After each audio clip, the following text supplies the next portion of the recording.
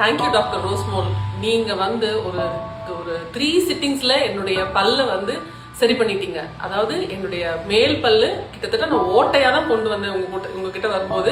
அதை வந்து நீங்க ஃபில் பண்ணி எனக்கு 3 வீக்ஸ்ல 3rd week you have done that cap போட்டீங்க.